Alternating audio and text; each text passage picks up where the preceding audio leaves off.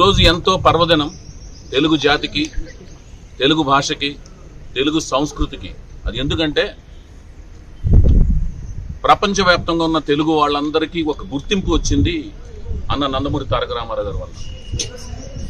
మదరాసీలుగా ఉన్న మన వాళ్ళందరం తెలుగు వాడిగా గుర్తింపు తీసుకొచ్చింది ఆయన.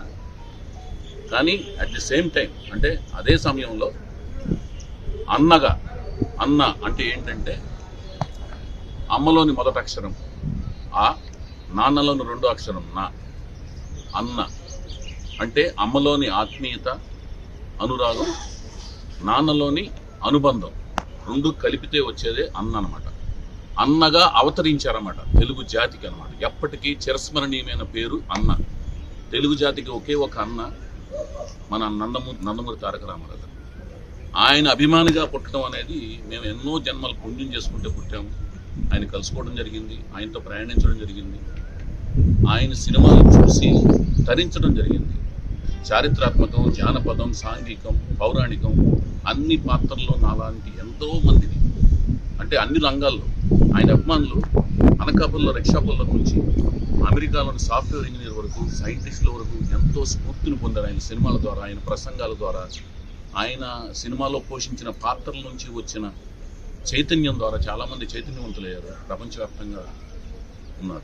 అలాగే ఆయన ఒక వ్యక్తి తన జీవితంలో పుట్టిన తర్వాత తల్లిదండ్రులకు పేరు తీసుకురావటం, సోదరులకు పేరు తీసుకురావటం, కట్టుకున్న భార్యకి, తర్వాత కన్న బిడ్డలకు, తర్వాత తను ఎంటర్ అయిన వృత్తిలోకి, తను ఏ వృత్తిలో అయితే అడుగు పెట్టాడో ఆ వృత్తికి వన్నె తీసుకురావటం, తర్వాత తన ఏ భాషలో అయితే పుట్టాడో ఆ భాషకి మధురమైన కదలికలు, దాని యొక్క శ్రావ్యంగా వినిపించే ఒక తత్వం తీసుకురావటం, ఆ తర్వాత ఆ జాతికి వన్నె తీసుకురావటం, ఆ జాతికి గుర్తింపు తీసుకురావటం, ఇలా సామాజిక స్పృహతో కూడిన సంఘసేవ చేయటం, కార్యక్రమాలు చేయటం ఒక వ్యక్తి వల్ల సాధ్యం కాదు. అది ఒకే ఒక వ్యక్తి వల్ల సాధ్యమైందంటే అది త్రిమూర్తులు కలిసి స్వయంగా ఆయన్ని రూపుదిద్ది ఈ భూమి మీద పంపించారు. అందుకని ఆయన అవతార పురుషుడు ఎదుర్కొచ్చాడు అన్నమాట.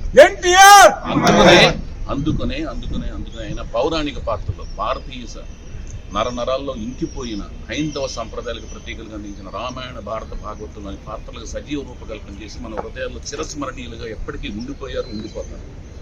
సో మరణం లేని జనం మన రామకృష్ణ అన్నగారు. మేము ఆక్సిజన్ అని పిలుచుకుంటాం. అన్నగారు మీరు ఎక్కడొస్తే అక్కడ ఆక్సిజన్ ఉంటుంది, కార్బన్ డైఆక్సైడ్ వెళ్ళిపోతాయి. సో ఆయన చెప్పినట్టుగా మరణం లేని జనం మన అన్న ఎన్టీఆర్ గారు.